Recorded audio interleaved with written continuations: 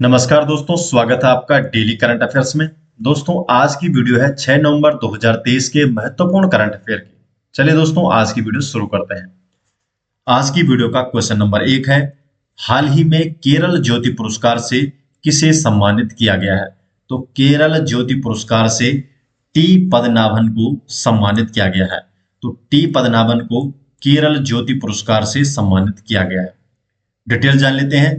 तो हाल ही में टी पद्मनाभन, थिनक्कल पद्मनाभन, इन्हें केरल ज्योति पुरस्कार से सम्मानित किया गया है। जो केरल ज्योति पुरस्कार है, ये केरल सरकार द्वारा दिया जाने वाला सर्वोच्च राज्य पुरस्कार है और ये साहित्य के क्षेत्र में दिया जाता है। तो साहित्य के क्षेत्र में उल्लेखनीय कार्य करने के लिए पद्मनाभन को केरल ज्योति पुरस्कार से नवाजा गया है। केरल ज्योति पुरस्कार से इन्हें सम्मानित किया गया है। जो ये पुरस्कार है, इसकी स्थापना हुई थी वर्ष 2021 में। तो वर्ष 2021 में केरल ज्योति पुरस्कार की स्थापना की गई थी। केरल राज्य जो केरल राज्य पुरस्कार है, तो इसके अंतर्गत 3 पुरस्कार दिए जाते हैं।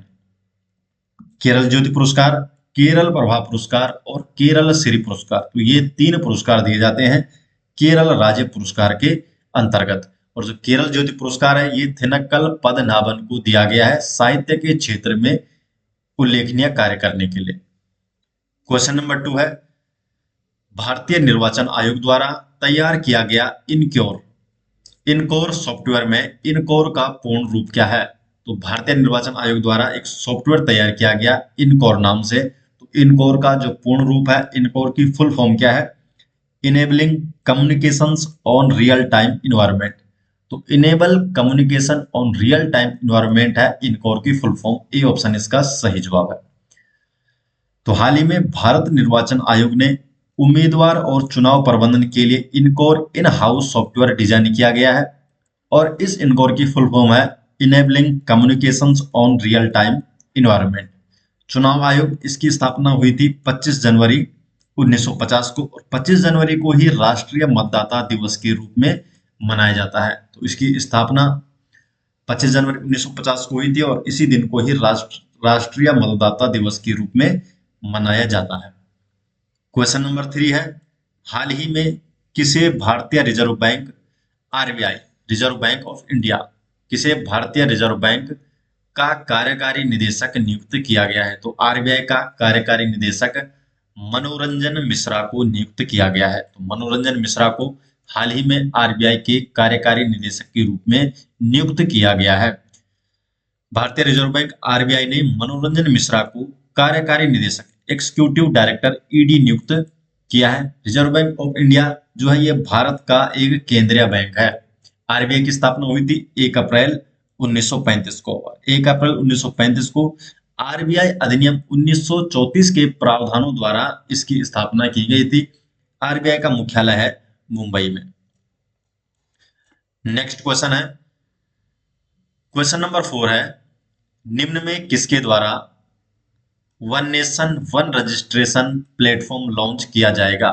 तो one nation one registration platform किसके द्वारा लॉन्च किया जाएगा? जो one nation one registration platform है, ये नेशनल मेडिकल कमीशन एनएमसी, तो एनएमसी द्वारा, नेशनल मेडिकल कमीशन द्वारा one nation one registration platform launch किया जाएगा। डिटेल जान लेते हैं। तो नेशनल मेडिकल कमीशन एनएमसी द्वारा भारत में डॉक्टरों के लिए one nation one registration platform launch किया जाएगा और इस प्लेटफॉर्म को लॉन्च करने का उद्देश्य क्या है? जनता को भारत में काम करने वाले किसी भी डॉक्टर के बारे में जानकारी प्राप्त करने की अनुमति देना। तो इस प्लेटफॉर्म के जरिए किसी भी डॉक्टर के बारे में जानकारी ले सकेंगे। One nation one registration platform, जिसे एनएमसी द्वारा लॉन्च किया जाएगा। क्वेश्चन नंबर 5 है, आजादी के अमृत महोत्सव और मेरी माटी मेरा देश, आजादी का अमृत महोत्सव और जो मेरी माटी मेरा देश अभियान है, इसमें कौन सा राज्य पहले स्थान पर रहा है? तो पहले स्थान पर कौन सा राज्य रहा है? गुजरात। तो आजादी के अमृत महोत्सव और मेरी माटी मेरा देश अभियान में गुजरात पहले स्थान पर रहा है। तो शीर्ष स्थान पर गुजरात रहा है। डिटेल जान लेते हैं। तो हाल ही में शीर्ष राज्यों, केंद्र शासित प्रदेशों और मंत्रालयों को आजादी का अमृत महोत्सव और मेरी माटी मेरा देश कार्यक्रम के लिए सम्मानित किया गया है। और इन दोनों कार्यक्रमों के तहत गुजरात ने देश के राज्यों में शीर्ष स्थान हासिल किया है। तो राज्यों का जो सम्मान मिला है, शीर्ष स्थान पर टॉप पे रहा है गुजरात, तो गुजरात को ये सम्मान मिला है राज्यों के लिए। और हरियाणा और राजस्थान संयुक्त रूप से दूसरे स्थान पर रहा है राज्य की श्रेणी में।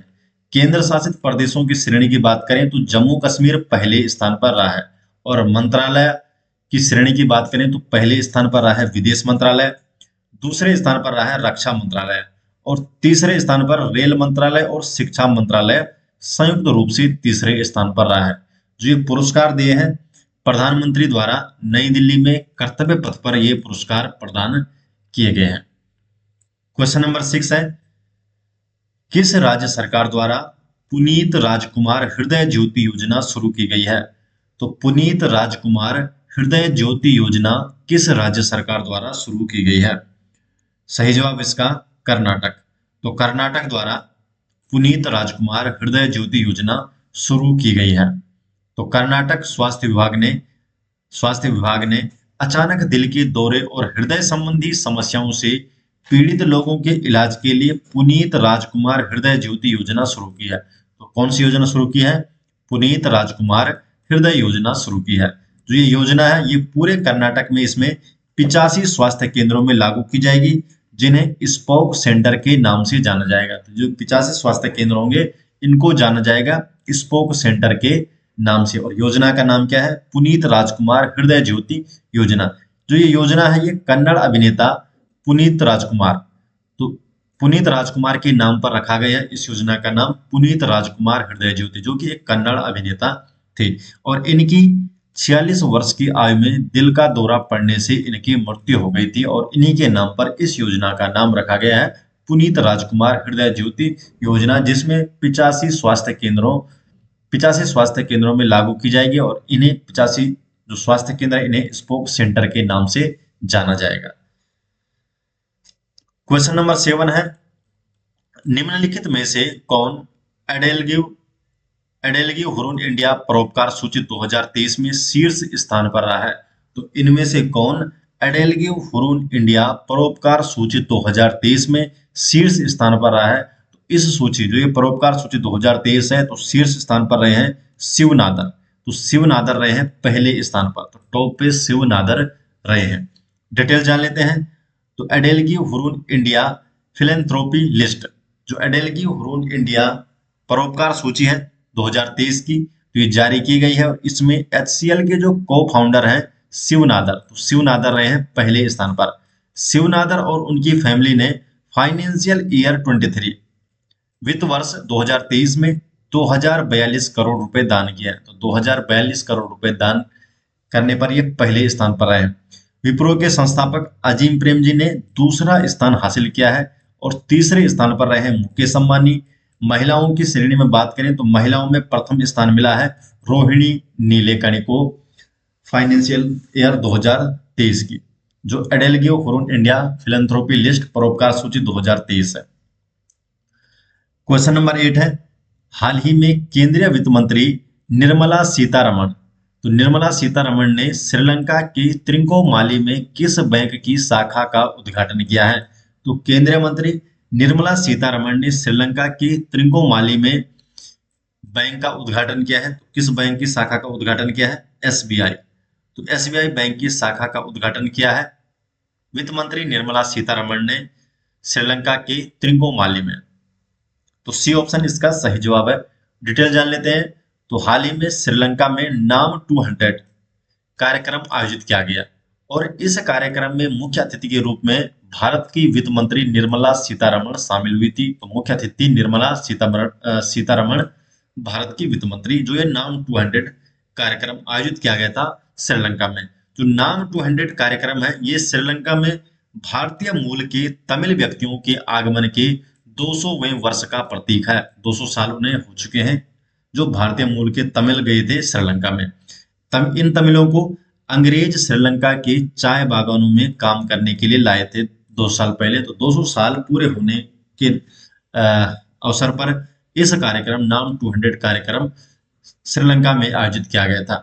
और यहीं पर भारतीय वित्त मंत्री ने श्रीलंका के त्रिकोमाली में भारतीय स्टेट बैंक का उद्घाटन किया है। जो भारतीय वित्त मंत्री है निर्मला सीतारमण, इन्होंने इस यात्रा के दौरान, इनकी जो यात्रा है, इस यात्रा के दौरान भारत श्रीलंका बिजनेस शिखर सम्मेलन का भी आयोजन किया गया था। और इस शिखर सम्मेलन, जो ये बिजनेस शिखर सम्मेलन था, इसकी थीम रखी गई थी कनेक्टिविटी बढ़ाना समृद्धि के लिए साझेदारी। तो कनेक्टिविटी बढ़ाना समृद्धि के लिए साझेदारी, तो ये इस शिखर सम्मेलन की थीम रखी गई थी। और वित्त मंत्री ने कौन से बैंक की वहां पर कौन से बैंक की शाखा का वहां पर उद्घाटन किया है? एसबीआई बैंक की शाखा का वहां पर उद्घाटन किया है। तो दोस्तों, ये हो गए 6 नवंबर 2023 के महत्वपूर्ण करंट अफेयर। ये सभी नोट्स आपको मिल जाएंगे हमारी वेबसाइट में, जिसका लिंक आपको डिस्क्रिप्शन में देखने को मिल जाएगा। अगर आप वीडियो के डिस्क्रिप्शन या पिन कमेंट में चेक करते हैं तो आपको वहां पर वेबसाइट का लिंक दिख जाएगा। आप वेबसाइट में चेकआउट कर सकते हैं और वहां पर डेली करंट अफेयर की आपको नोट्स देखने को मिल जाएंगे। आशा करते हैं दोस्तों आपको वीडियोस पसंद आ रही है, ये सीरीज पसंद आती है। अगर आपको ये वीडियोस पसंद आ रही है तो वीडियो को लाइक कीजिए, अपने अधिक से अधिक दोस्तों इस वीडियो को शेयर कीजिए। अगर आप चैनल में पहली बार आए हैं तो चैनल को सब्सक्राइब जरूर कर लीजिए। तो मिलते हैं दोस्तों नेक्स्ट वीडियो के साथ, तब तक के लिए आपका बहुत बहुत धन्यवाद।